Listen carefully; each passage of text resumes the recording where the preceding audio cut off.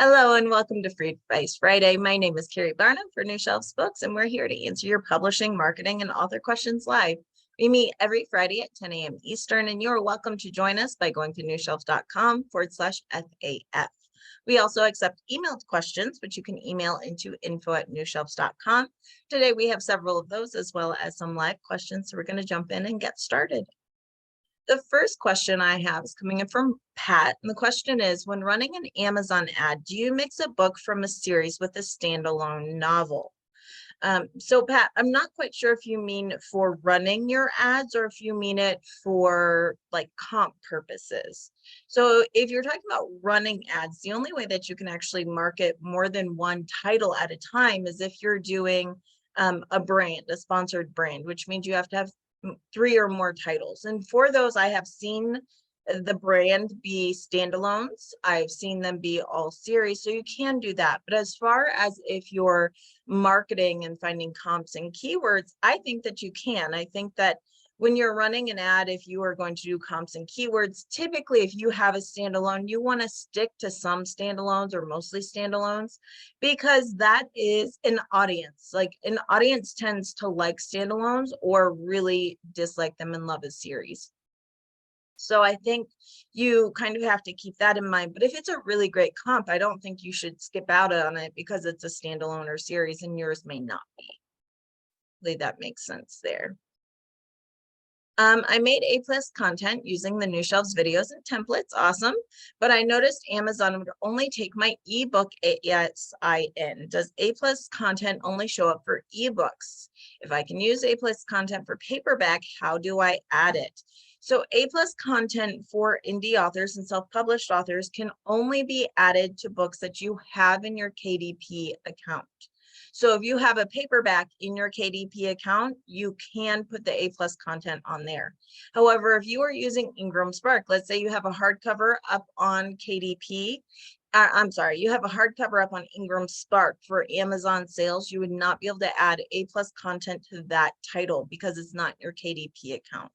So there are accounts that are allowed to have A+ content for books that are not put up through KDP. However, those are seller accounts and that's a different account altogether. So if you're an author, you can do A+ content for any book in any format that's on KDP. So I'm not sure exactly what you did with that book. And I know, Pat, that you write children's books, so you might be using Ingram Spark to print and distribute over to Amazon. And if so, that's probably where you're running into that issue. But otherwise, you should have no problem. You should be able to search by the ASIN, by the ISBN, and you should be able to get that through no problem. And for those of you who have not yet put A+ content on your books, A+ content is the super cool, like the images and the quotes and things that are on a book sales page. It's something that used to only be accessible by publishers or those with big seller accounts. So now it's something that all authors have through KDP, and it's something that definitely, when done, can elevate your sales page, especially if you have a book that's heavy on graphics, if you have a picture book or something. This gives a really like quick visual idea of what's in your book. A+ content is also very, very popular for romance novels. It's free. I do have a video I'm dropping in here for anyone watching live on Facebook or watching the replay. If you just go to our YouTube channel and search A+ content, it comes up. It's been viewed a couple thousand times. So this video walks you through the process of creating and uploading A+ content. We give you some free templates as well. So that is a way to just elevate your sales page to make it look more professional. But for KDP authors, it's only the books that you have in your KDP dashboard. So know that. We had a question here from Gail. We have a children's book, Mother's Nature Nursery Rhymes, coming out in September. Congratulations. It's perfect for children's museums, natural history museums, and zoos, among others. How can we approach these markets? Is there a distributor for each one? If so, what would that be? And do we need to buy lists, et cetera, et cetera?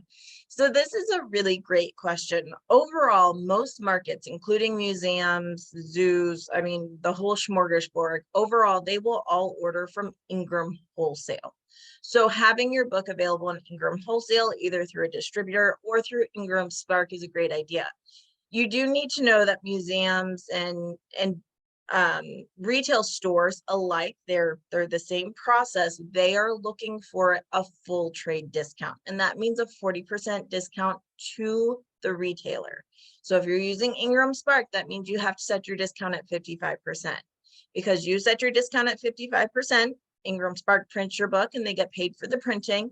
Then they send it over to Ingram, and Ingram Wholesaler lists your book so people can buy it. And Ingram's cut is 15%. So that leaves 40% left over for the retailer. So if you want to approach museums or bookstores or, you know, any of those things that we mentioned, you would need to make sure that you have the same options set up for retail as you do for like Barnes and Noble. They all require the same thing. As far as how to approach these markets, if you think that it would work well here, I think it's important that you tell them why and how. How does your book fit in, particularly with these themes, with their museum? So it always comes down to a pitch. Number one, you need to know the distributors they purchase from. Sometimes this is on their website. Typically it's Ingram, occasionally it's something other.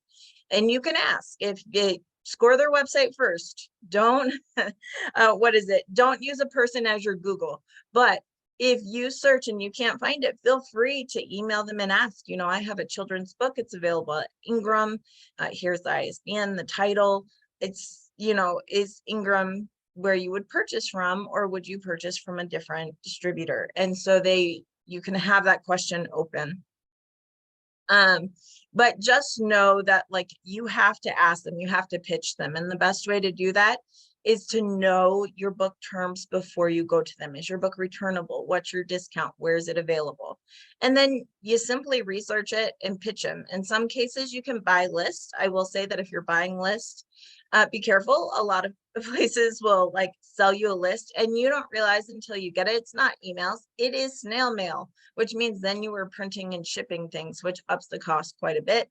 An email list, just keep in mind that if they're selling it to you, they're selling it to lots of other people. So this may be an email that gets marked as spam. It may literally be a spam catch-all email, or these people could just be so overwhelmed with the emails that they don't respond. Honestly, you are better off, although it takes more time, either yourself or a VA going and searching museums that you think would be a good fit for you, either by the state or by the topic, you know, looking specifically for children's museums and things like that, and searching out contacts and emailing them that way. But you have options. I'm not saying a list never works. I'm just saying, know that when you're getting a list, it's not necessarily a one-to-one contact. This is someone who's getting a lot of pitches every day. They probably, in many cases, actually have an intern or someone like that just going through and deleting a lot of the emails, or vetting them. And if they think it's interesting, they'll pass it on. So those are things to consider. New Shelves, we have been getting questions lately. New Shelves does have a list of bookstores, including, oh gosh, about 300 children's bookstores. We have indie bookstores. We have a mailing list that's just religious and Christian bookstores. So we do have multiple lists of bookstores, and we do retail mailings. We only do them a couple times a year, and we vet those books pretty hard. So it's not an open sales page, but if you're interested in a bookstore or retail mailing, you can email me, just info@newshelves.com, and we can talk about it, because I have to vet those books to make sure they meet the store's terms before I promote it. I can't send them a book that, for example, only has a 20% discount, or it's not returnable, because then it messes my reputation, because then I'm not respecting their terms. So we don't put it up just on the website, but you can absolutely email me if you're interested in a retail mailing for your book. So hopefully that helps. The other thing that might help you is on the New Shelves website, we actually do have a masterclass on retail sales for authors, and that's up on the New Shelf site. And that is a very specific overview of the market of retail sales, and it's a good overview of what sales look like there. So that is available. I'll link it here. It's a $20 class, and then you get access to it. So there is the link for that. And again, anyone watching live on Facebook or the replay, you can just go to newshelves.com, go to our store, and you'll see the masterclass for authors there. Let me see. Sales tanked in August from 4 to less than 1 per day. The other two, the other two were other books. I know you said July, August were times of poor sales. I was surprised by the dramatic dip. Yeah. So July and August can be very slow times for sales. The reason why is that people are on vacations. They're kind of getting in the last bit of summer. Now, while some titles will go up, for example, chick lit, I'm sorry, it's not chick lit anymore. We call it something different, but women's fiction, romances, things like that tend to go up in July and August, but a lot of other books, including children's books, will often take a dip in July and August. The other thing I will say is that Brian Cohen has just finished his 5-day ad profit challenge, so his Amazon ad class. And what that means is thousands of authors were trying their hands at Amazon ads. And what does that mean for you? That means there is more competition. There were a lot of people actively trying to promote their books in the mid part of July into August. And so sometimes what we see, and I've noticed this just because there's so many authors suddenly pushing their books and running ads during this course period, is sometimes we see like differences in sales shifts because these people who were not running ads before suddenly are, and so they're taking a share of the market that you may have enjoyed previously. So sometimes we see that. Usually it comes down pretty quickly after a week or two, but also just know July and August are like weird periods for book sales. And I always say, look at your sales from week to week, look at your sales from month to month. However, don't panic. Don't react right away. Look at, are you getting less impressions and therefore less sales? Are you getting less clicks and therefore less sales if you're running ads? If you're getting a bunch of impressions and clicks and your sales drop, that's a bad sign. That means that your conversion is down. So we want to look at the conversion as much as we look at the sales, because if you're paying for as many ads as you were before and you're getting less sales, that's a concern. Again, that's a conversion issue. But if it's something where everything just seems a little bit slower and less active, then that tends to be more of a shift. And you guys know I'm in a lot of accounts. I see a lot of sales figures every month, and I'm telling you, July and August are questionable months for most people. So I would be looking towards, how August pans out looking into September before you make any drastic changes. Let me see. I know we had another emailed question. That one. All right. For authors who write in different genres, should they redesign the theme of their website to match the current genre they write in? Also, should they update their author bio on their website, such as their About Me page? So I think the question is, do they write in multiple genres at the same time, or are they doing a genre shift? So if I write in romance, I write in mystery, and I also write in children's books, then I write in multiple genres and put those out, and I'm marketing those at the same time. However, if I was a romance author and now I'm going to write kids books, then that's a shift. That's me shifting my audience. And so the question for me would be, are you shifting your audience? If so, yes, everything should change. If you are shifting from one genre to the next, then you should push away the old, embrace the new. Your website, your About Me, all of your marketing should be aimed more towards what you're currently focusing on. If, however, you write currently in multiple genres, you're trying to sell books in multiple genres, I would not do that. because you're marketing multiple books. What I would do is I would go more neutral. So rather than going any specific themes for my website, I would go very neutral. I would go classic, and then I would have different pages for different genres or pen names, depending on how you're doing it. So I would have, let's just say, I don't want to say boring because I love black and white. It's classic. So let's just say like black and white, clean, classic website.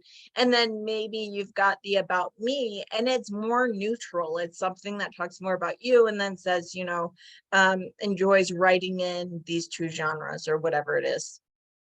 And then your books need to have strong book pages that are either broken out by genre, by age category, or by pen name, as I mentioned. And then you would kind of just, again, be more neutral around it that way. So it depends on what you're doing, what you're currently marketing. But I don't think you need to do like a total shift, because that also, if you do a total shift every time you write a new book, then you're not going to seem very genuine for your audience. And that's going to be hard to keep followers. I mean, it's hard to hop around anyway. Like when we had Alessandra Torre here, she was talking about how she probably could have had more success if once she found her niche, if she stayed in that lane and just kept delivering, but she didn't. She hopped around a little bit. She talked about how that definitely affected her audience, because some people would jump with her, but a lot of people don't. So I think you also have to keep that in mind, is that if you are going to hop around in different genres, it's going to be harder to build an audience base, especially if you're not doing that at the same time. Like I do know authors actually that have romance and thrillers, like separate romance thrillers, and they will release one at a time. So every year they do one book for each genre, and it's under two different pen names, but they interact with their audience on both sides. They keep them separate, but they interact year round, and they release one a year back and forth. I'm sure they have some readers that read both, but a lot of them don't. So you kind of have to think of your plan, be a little bit strategic. I know as authors, it's very easy to kind of think and feel, I want to write what I want to write. It's passion, it's fun. And that's fine, but just know that if you want your books to be a business, you have to treat it like a business. Here at New Shelves, we focus on authors, publishing, and book marketing. If I decided I was also going to go and start doing, I don't know, I was going to go start selling makeup, I couldn't do that under the same heading. I wouldn't have the same audience. And so that would be an issue. I would need to separate those out, because that's what a business does. And so you kind of have to decide that if you want your books to pay you like a business, if you're going to treat it like a business, then you've got to treat it like a business. If it's a hobby, if it's something you do for fun and you don't care, cool. But just know it's always going to be in that lane, because you're treating it like a hobby. So it's going to be a hobby. If you want it to be a business, you've got to treat it like a business. Let's see. Here was a good question from Dawn. Can you please advise on if I can revise a previously published book without having to republish it? I have not altered the cover or the title or characters. I've only altered the inner story a little bit. Dawn, this is a great question, because, and I've gotten this actually several times this week, ironically. And the idea is kind of the question of, what kind of edits can we make as self-published authors, as authors using print on demand? You have this amazing access to fix an error and re-upload your manuscript, and your book's not really down. You can do it quickly and easily. So how much is too much? When do you say, okay, that's not actually a quick proofing error, that's a new story? If you are adding characters, if you're taking characters away, that's a new story. If when someone picks up your book, they would not recognize this as the same book, that's a new book. If it's proofing errors, if you go, oh my gosh, I realized that I had a character and his name was Don for the first half, and then for the second half it was Bob, and you got to fix that. That's a proofing error. You can upload it and not republish a new edition. If you are changing the ending, that's a new edition. We wouldn't recognize it as the same book. It also depends on how long the book has been out. if you've added pages. So once your book is set in pages in a format, you can't add more pages. It actually screws up the metadata. So you can't take a book that was 100 pages, turn it into 120 and re-upload it with the same ISBN. That screws the metadata all up. If you are doing edits in a nonfiction book, the same thing. If it's proofing errors, you can change those. If you were recommending as a chiropractor that people did a certain stretch and now you're saying, oh, now that one's actually kind of dangerous, studies have found we shouldn't do that. That's not something that you can do in the same edition because it's new and different information. So you kind of have to be honest with yourself of how big the changes are. How, was it set in Florida? Now it's in New York. That's a big change. Now, was the mother-in-law's name Judy and she lived next door and now she lives 3 doors down? I mean, is anyone really going to catch that? Probably not. So it's one of those things that unfortunately, there's no like really hard and fast rules, which makes it hard because we then have to use our own judgment. But we have to make sure that we're being honest with ourselves, that we're not giving ourselves the standard for what we want, because we don't want to publish a new edition. We don't want to go through the hassle. But if our book deserves it, or if readers deserve it, more importantly, if you've changed the story enough that readers deserve to know it's a different story, then it needs a new ISBN. So that is my super gray non-answer, but hopefully it helps you decide the answer for yourself and gives you some insight into that. Let's see. There we go. Question about physical book distribution. I have a children's graphic novel that I'd like to get into brick and mortar bookstores. However, I don't want to go the print on demand route. It's a full color book. Print on demand print costs are going to be extremely high and it barely makes any profit for the author. So I'm open to doing a small print run to lower the unit cost, but I'm unsure how to go about getting distribution. Can you offer a recommendation for print distribution? Let's talk about it, because it may be different for a graphic novel than it is for a novel. So first, let's talk about why you may want to do offset print. The reasons why you may want to do offset print is because offset print gives you more quality control. It gives you more printing options. For example, you can do a foiled cover. You can do a glass cover where it's got spots of glass. You can do different sizes or trims and all sorts of things. So that is one reason why people do offset print. The other reason to do offset print is depending on the quantity of books you're ordering, it may actually be cheaper. So for example, I have a client. Now we order a lot of books for this client. Our orders for this client are 10,000 at a time. So 10,000 books. You're probably not going to order that many, but just to give you an idea of print cost. If we were to do this book print on demand, it would cost $12 to $13 for the hardcover without the special cover touches or without like some of the paper options. $12 to $13 per book.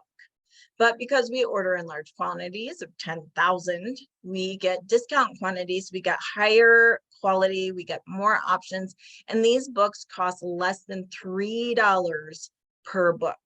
That is a huge profit margin, that $10 difference in print cost, which mostly is going to go to the publisher and to the author.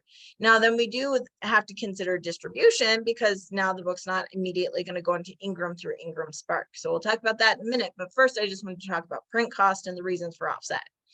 Another reason for offset print is color. Color printing, as we know on print on demand, can be very expensive, and color printing print on demand isn't always the best quality. You don't have as much control. I mean, it's meant to be automated, it's meant to be quick and relatively easy, but it's not necessarily made specifically to make colors pop or shine. So doing offset print not only would bring that cost down for a colored graphic novel, but it would also probably give you a better quality and more options. So it makes sense that you might want to do a graphic novel offset print run. Know that to start getting those discounts on a book, now it won't be $2 per book, but to start getting those discounts, you typically have to do an offset print run of 1,000 to 2,000. That's when you'll typically get a book down several dollars from doing it print on demand. If you're doing a small print run, it's not going to be cheaper. In some cases, it's even more expensive. So offset print run makes sense for some people, but then you get all these books and they're shipped to your house. What do you do with them? How do you sell them? You've got to, in most cases, work with a distributor. Now, some people will keep them at their home.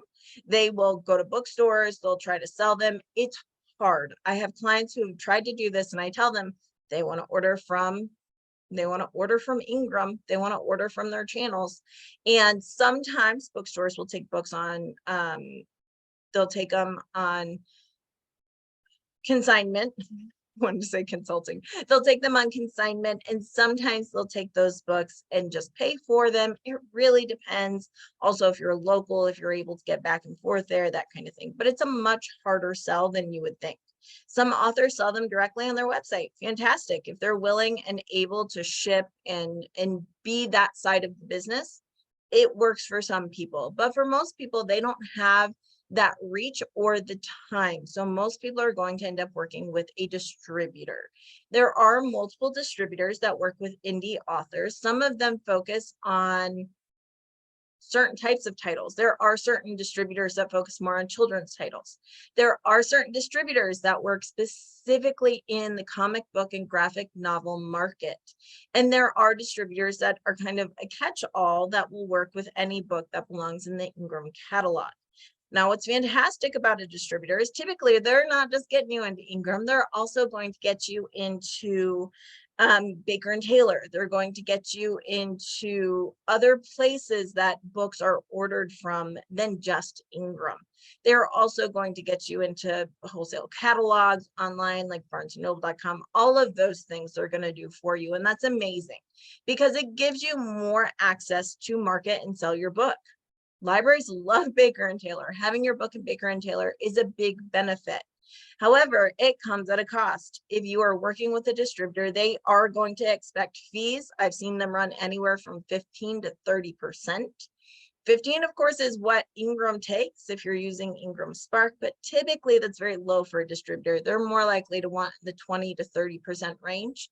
And so they want those fees. They may charge warehousing fees. They may charge fees for setup and that kind of thing. So you really, again, have to think of this as a business and think through your business plan, because I upload a book to Ingram Spark. Doesn't cost me anything, you know, whatever it took to make the book, but I upload it, doesn't cost me a thing.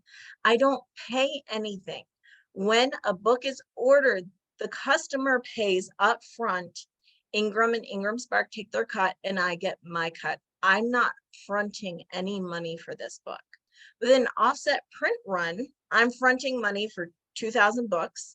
So let's just say, you guys know me and my math, right? Let's just say 2,000 books, they're $5 a piece. $10,000, right? Like that's a lot of money. And then let's say on top of that, I have warehousing fees, distribution fees, which are, some are due up front, some are due when a book sells, and then I still have to market the book. Distributors will do some minimal marketing. They will put you in certain catalogs, but they're not actually going and trying to sell your book. They're not hand selling your book. They might tell you about their marketing. They might tell you about their marketing packages and all that they do. But really, guys, what they're doing is they're putting you in catalogs that they send out. They're putting you in like the online catalogs that most books are in. They're not hand selling your book, except for in very rare cases when they think they're going to sell a lot and they know they can make money off of you if they sell books. So keep that in mind.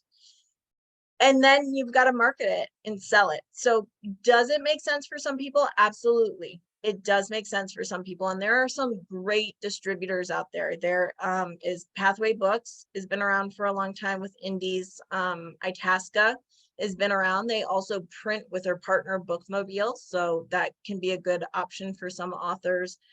Cardinal is a distributor that I've worked with and had some good experiences with. IPG. So there are definitely distributors. I do have a list. So if you are looking specifically for a list, email me. I'll see if I can pull that up for you.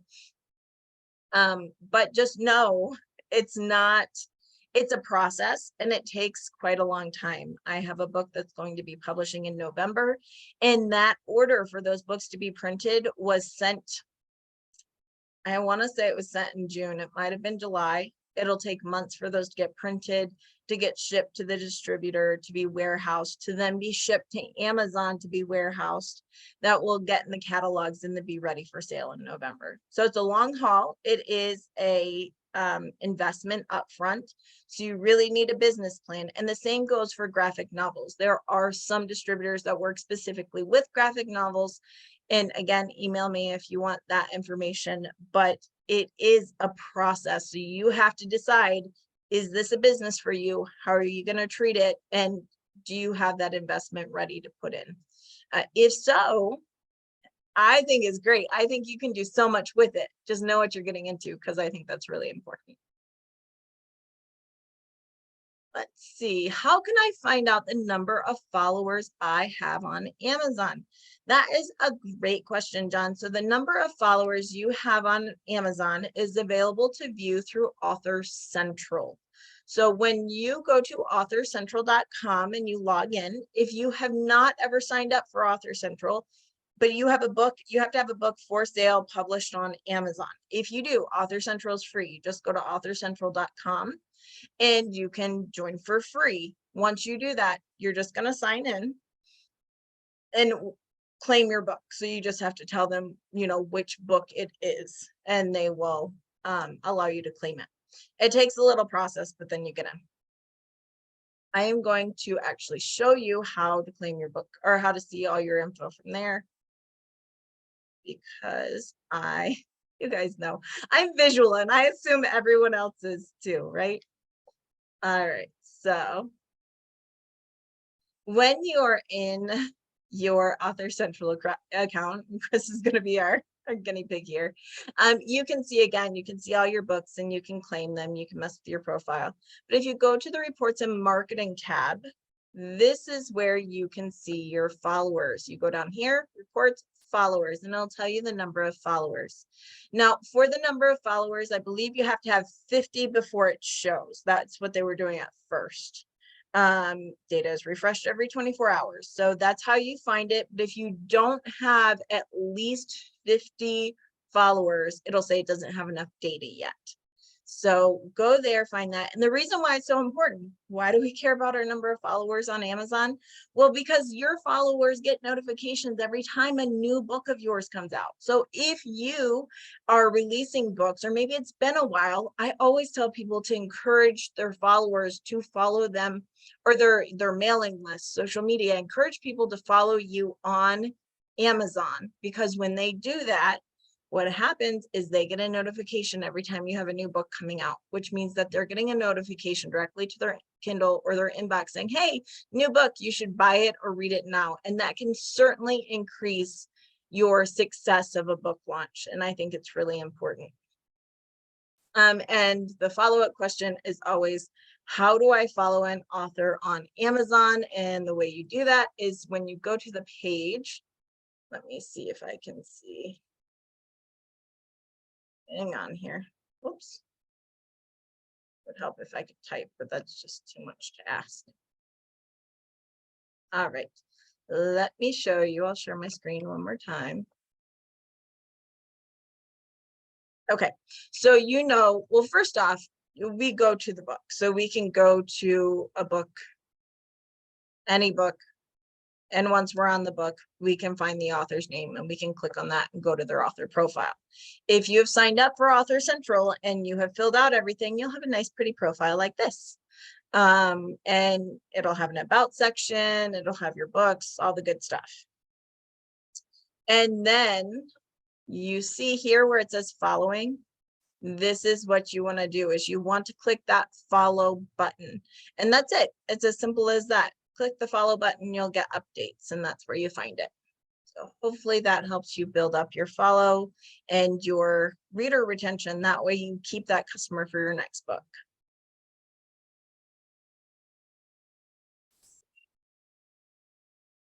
I'm curious if authors of multiple books have a template for a business plan, or does New Shelves have a sample or example to review? That's a really good question, David. I don't use a template, and here is why. Because if you have a business plan, everyone's business plan and goals will be different. So I do work with authors on creating a business plan. But one of the first questions I ask authors when I talk to them is, what are your goals with this book? Some people, I mean, I'm not kidding. Right now, I'm working with an author who just wants it printed. It's a memoir. He wants it for his family. He was very excited when I told him it could actually go up on Amazon and anyone could buy it. But he's like, well, I just need like 50 copies of it. And that was his goal. And that's fine. That's, that's all we're going to aim for. But I have authors who want, this to be their full-time business. I have authors who have multiple genres. And so your business plan will really depend on your goals, what you're writing. I think that templates are a fine place to start, but they really don't do it justice. And so I haven't created one because I think this is something that really has to be more specific to each author. Are there out there? If anyone else has one, you're certainly welcome to comment. But that is one reason, again, why I do some consulting, hour-long consulting, those 15-minute calls that I do for new clients and things, is because we kind of get a sense of what you want, need, and to guide you into that direction. Because just like with book marketing, I think generic information is fine. It's informational, but it doesn't make a great marketing plan for you. And I'd rather be more specific, because just like every author is different, every book is different, every goal is different. So we need to make sure that we tailor make it for you. Is the ASIN for my KDP paperback the same as my ISBN? It is not. Your ISBN for a paperback is your International Standard Book Number. Your ASIN is an Amazon specific number that is for, it's your Amazon specific identification number. So one is like Book World and one is just for Amazon. So an ASIN for a paperback would be Amazon specific number. They do show up in your KDP dashboard, though. You can find it. On your sales page, it doesn't usually show up. Your sales page will typically use your ISBN, but in KDP, if you've uploaded your paperback to KDP, you should be able to find your ASIN in the bookshelf dashboard. It should show up right there with everything else. It doesn't show an ISBN, it shows your ASIN. Man, that's a lot of words over there, isn't it? Let me just double check that. Yeah, your ASIN will show on your dashboard when you're looking at your books. It will be right on the bookshelf and you'll be able to see the ASIN for your paperback. Let's see. Let's see, I'm finding the difference and similarities between a business plan and a book proposal difficult to outline separately. I'm curious how to address it. So they are very different. A book proposal is the proposal of how you're going to write a book in the market for a book. A business plan is your business. It's not even a marketing plan. So sometimes your business plan will be worked into a book proposal, but more likely a marketing plan would be worked into a book proposal. So they are different things. A business is the plan for your business. That is you as the author, that's you as the publisher, that's your business. A book proposal is a proposal for a specific book and how or where that could sell. And then a marketing plan isn't about creating the book. It's just the marketing plan. It's how, what are your plans to market and sell this book? So maybe that's why maybe you're trying to have them interweave too much when they're really three separate things. What book promo sites are the most cost effective?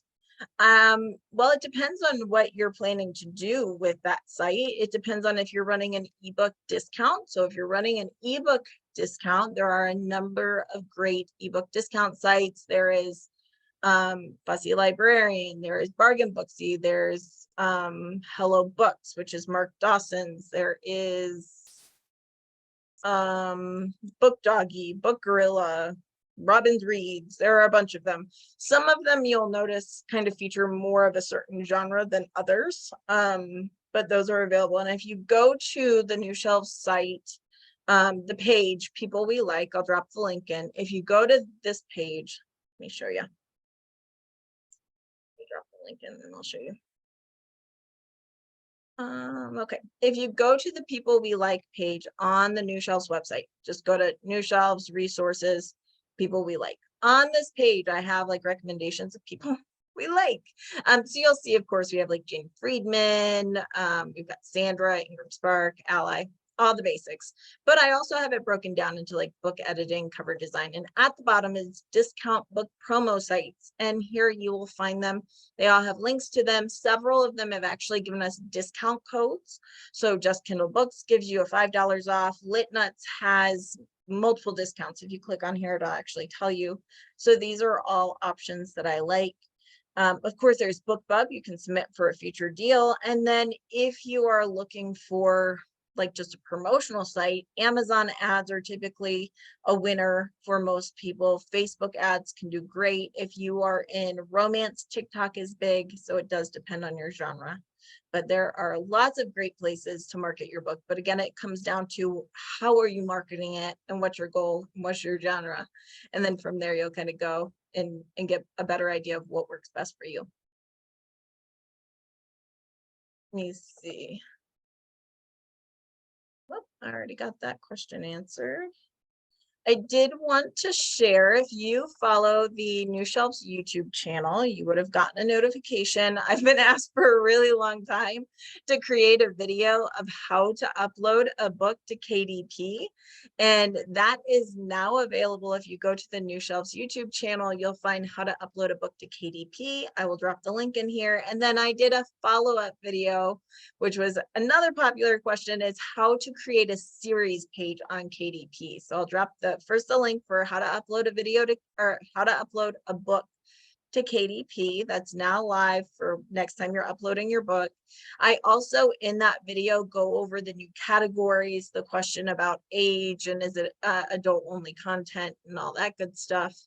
And then how to create a series page. I know last week we kind of talked about the difference between a ordered series or when you should consider creating like a standalone series. And so I had a lot of follow-up questions of, okay, well, how do I create a series page? So I created a video for that and I will drop that in as well. Oh, thanks, Pat. I'm glad that you enjoyed them.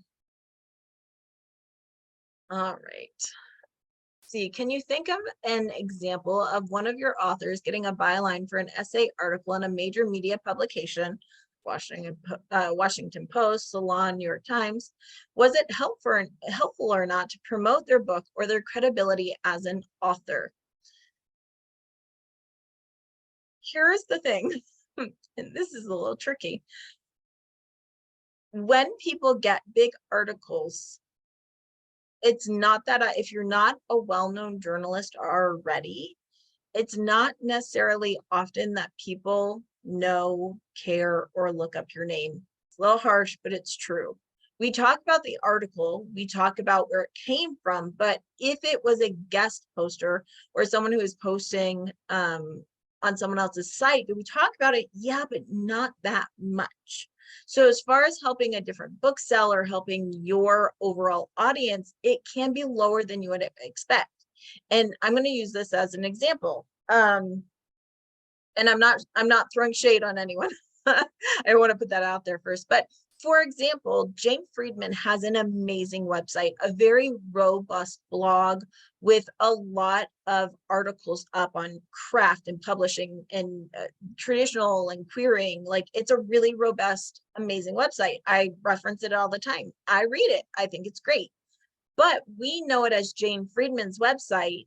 A lot of the blogs are guest blogs that have been, submitted by other industry folks. And she absolutely gives them credit appropriately. She will tag them when she's sharing these things and all of that. Like, I'm not, again, not throwing shade. I think she's amazing. She gives them all the credit, but we still reference it as, well, Jane's website, or from Jane, this is Jane's, because she is the host. And the same thing happens for people who are doing articles for like New York Times. It's the New York Times. We don't necessarily dig deeper to look at the author of that article. And that's just part of how we think, it's how we look. So will it necessarily help people search you? I don't think so. I've seen people who are like, I thought I'd get a lot more from that, and they didn't. What it does give them is it gives them, or you, if you write that, it gives you credibility. So if you are then pitching a book proposal to an agent and you can say, author of the hit article on New York Times, that gives you instant credibility, and that definitely helps. It helps you with your next deal. It can help give you legitimacy and propel you forward, but I wouldn't expect it necessarily to grow your name or your book sales. I think it's something that you can use it to prop yourself up, to move yourself forward, but I don't think it's going to make, you suddenly go viral and people go looking for you, except for in rare cases. There have been cases when people have really gotten a lot of attention for themselves personally, but there is a lot of marketing and thing going on in the background. So I think it can be helpful. I mean, who's going to turn down writing an article for the New York Times? Like, nah, I don't think it'll help me sell books. Absolutely, you're going to use that. So if you get the opportunity, I think it's fantastic. I think it's fantastic to pitch. I just would say have realistic expectations that you will be able to use it, but it doesn't necessarily, even if your article goes viral, doesn't mean that you will go viral. And so that's something to just keep in mind for expectations, and you can use it and it would be amazing, but it's not necessarily, it doesn't necessarily give you a punch up of book sales, which some authors think it might. How can I add a title to a series? Great question, and it's in the YouTube video that I just posted. So go visit that link, watch the YouTube video.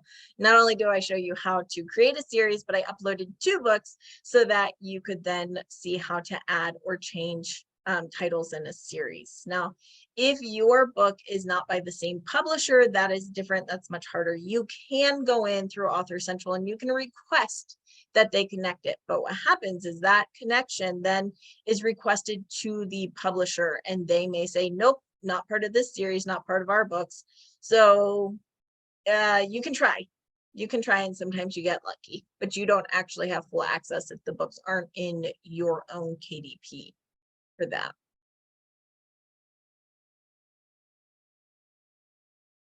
All right, you guys, I think, look at that. We're like right on time, 5 minutes early. I think I got through all the questions. If you have any last minute questions, let me know. Otherwise, I'll be back next week. And next week, you guys, I'm so excited. We should have Anna Termini on. And Anna is a rights agent. She sells rights to translations into film, into audiobooks, and different things like that. So she's going to give us some insights, even if you're an indie or self-published author, how you might be able to get translation rights through a different publisher, how you might be able to sell the rights to your audiobooks. So you can self-publish your books and sell the audio rights to like Tantor or someone like that. She's going to talk to us about some of those things. So bring your questions. If you have questions, you're thinking of them now, email them in and I'll save them. But but she's amazing. When am I getting on Oprah? Well, Oprah and I, we're good friends. We're not. No one come sue me. We're not friends. I don't know Oprah, but Oprah doesn't have a show anymore. Although I did love it when it was on. One day, David. Anyway, so Anna's going to be here. It's going to be fantastic, and it should be a lot of fun. So make sure you bring your questions, email them in early. She's being really generous, giving her time to us, which I so appreciate, and I know you guys will as well. So I will see you next week, same time, same place. We'll be here at 10 a.m. Eastern. I hope you have a wonderful weekend, and we'll see you next time. Bye, everybody.